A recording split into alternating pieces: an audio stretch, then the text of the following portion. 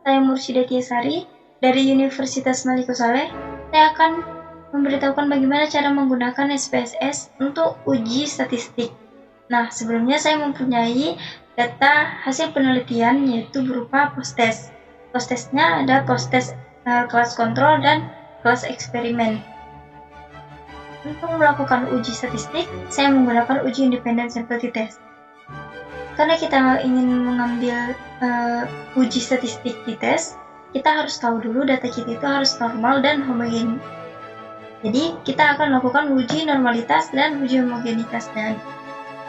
Untuk dasar-dasar pengambilan keputusan, yaitu ada uji normalitasnya, jika nilai signifikan lebih dari 0,05, maka nilai residual berdistribusi normal. Jika nilai signifikan kurang dari 0,05, maka nilai residual berdistribusi tidak normal.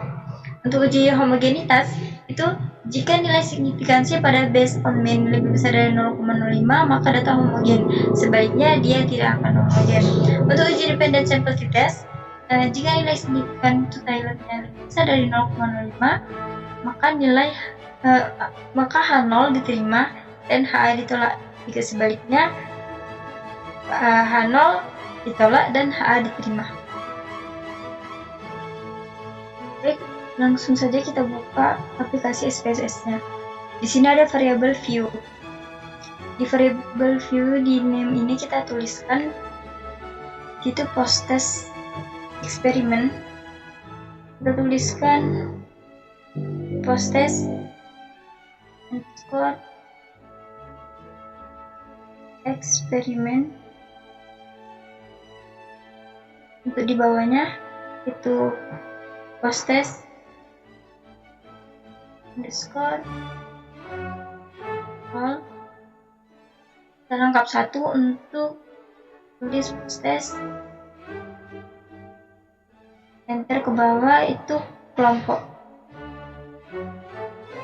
Nah, setelah itu karena data saya tidak ada yang di bawah koma, maka untuk di desimal kita buat 0 semuanya. Untuk di measure kita buat nominal.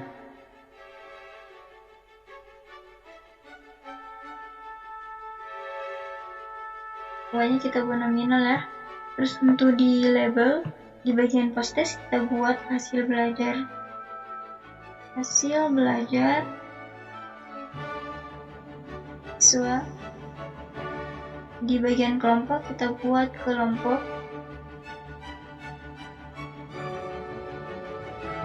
Terus di bagian value, untuk di bagian kelompok kita klik. Artinya tadi itu value karena dia nanti kelompok ada kelompok 1 itu untuk post-test eksperimen. Jadi kita tulis post-test eksperimen.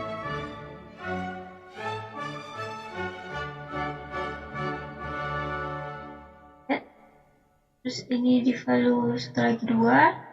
Yang di 2 ini untuk post-test kontrol. Kita add. Terus lanjut kita ke data view. Nah, di data view ini udah tertera post-test eksperimen ini kolomnya, post-test kontrol, terus post-test, terus kelompok. Nanti bakal kita masukkan data hasil penelitian kita. Baik, sekarang tinggal kita input aja data hasil penelitian kita.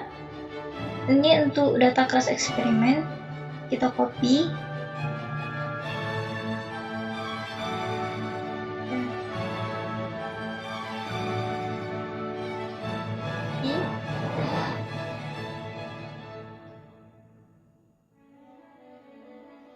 Kita pastekan di bagian post-test eksperimen.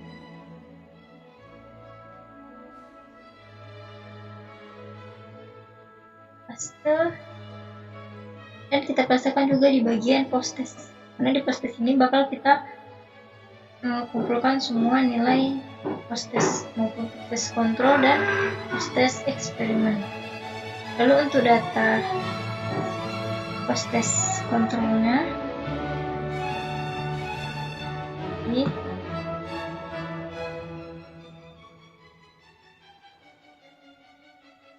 kita copy.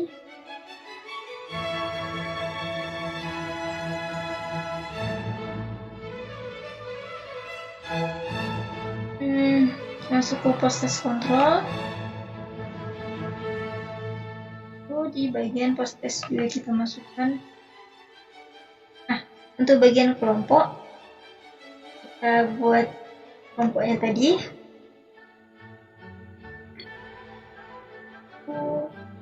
Untuk kelas eksperimen, dia kelompok 1. Seperti aja.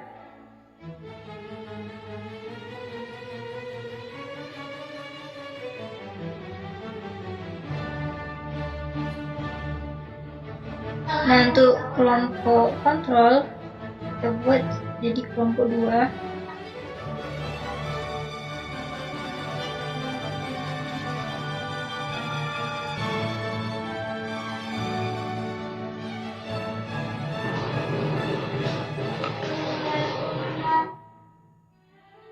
Nah, setelah kita input semua, selanjutnya kita akan melakukan uji-uji yang diperlukan.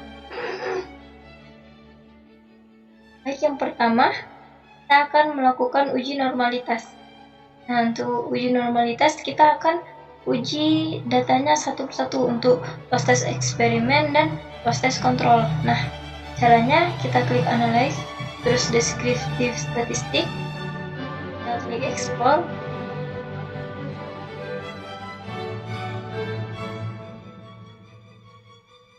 Baik, di bagian post-test eksperimen yang bakal kita dulukan, kita buat di dependent list, terus klik plots.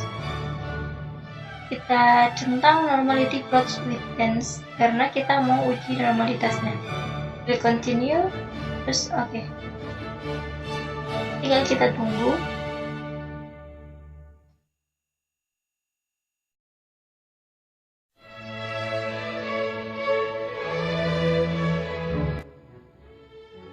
Guys, ini udah muncul.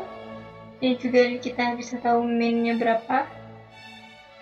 Yang kita lihat adalah ini bagian test of normality-nya. Test of normality. Yang kita lihat adalah bagian psych-nya ini dari Kolmogorov-Smirnov ini.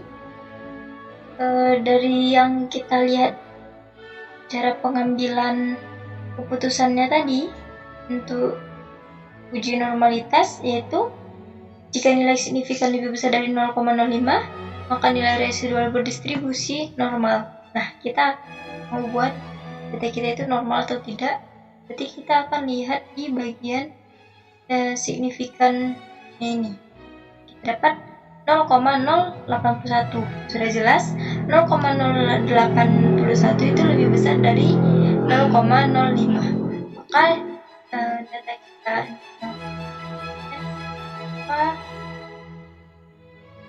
data yang normal. Selanjutnya kita cek data normal untuk post-test control. Tadi analyze, terus descriptive statistik, explore.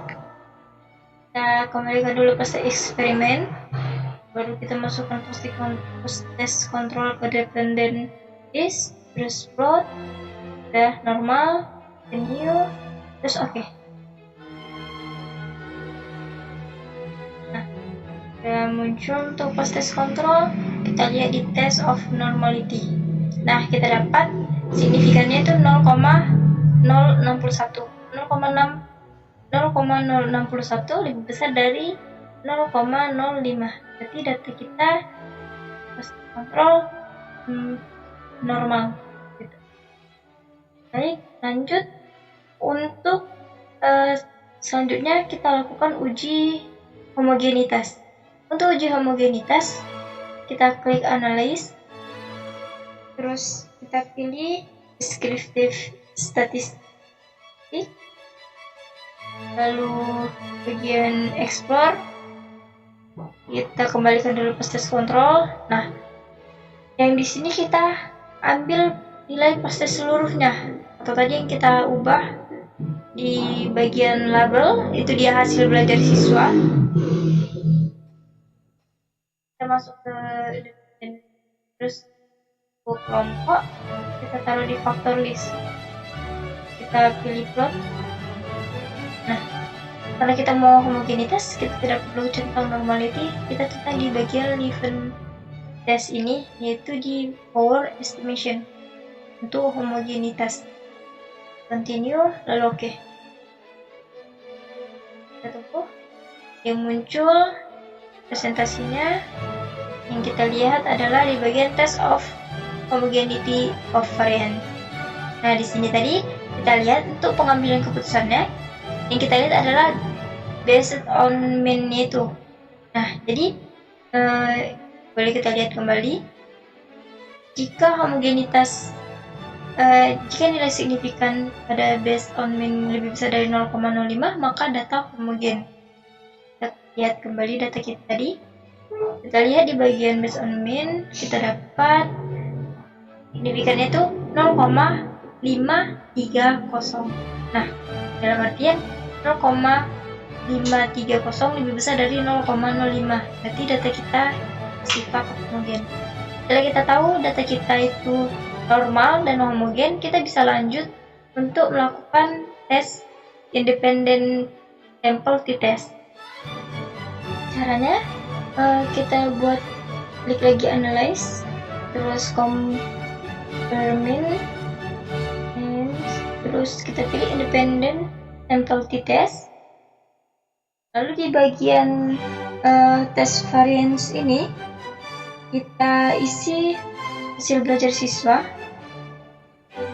Terus di bagian grouping variabel itu kelompoknya. Lalu klik define. Nah, bagian grup 1 ini kita klik 1 aja.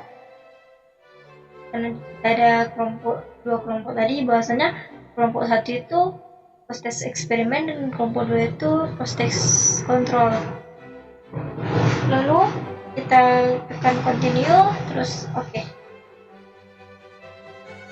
Nah,